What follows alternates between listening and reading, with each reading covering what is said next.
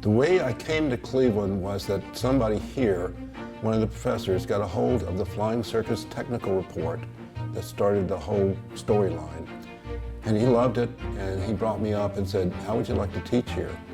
Now, they interviewed other people, but they still wanted me. By then, I had already had a book contract for Flying Circus. That's very unusual for a graduate student. I'd already published a paper on teaching in physics. That's very unusual for a graduate student. And so they wanted me to come here. And I've loved it ever since. I started using stunts in the Flying Circus course, which I invented here shortly after I came. And it was at Berkman Hall 201. There's 232 seats in that room. We would put 250 people in the room. People would sit on the floor to be in there. And it's a big audience, and I had to be entertaining.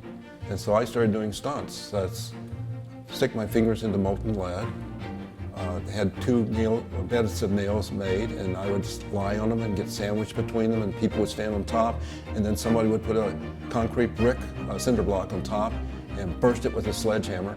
My saying has always been, there's no better demonstration than one in which the teacher may very well die. You don't have people fall asleep on that.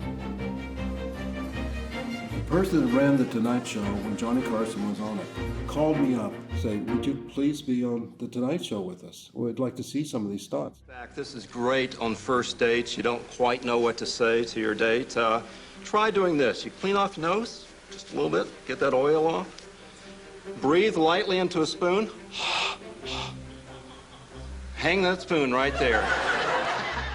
It went by in a flash. 50 years just, it must be a relativistic effect because it just went by in a flash. It seems like I was starting, last semester. But a lot of people have come and gone.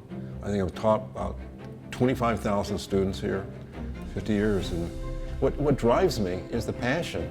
I want to explain things. I want for people to understand, whether I'm in front of them in the classroom, or they're reading my textbook, or they're reading something I've put on the web. I want them to understand stuff.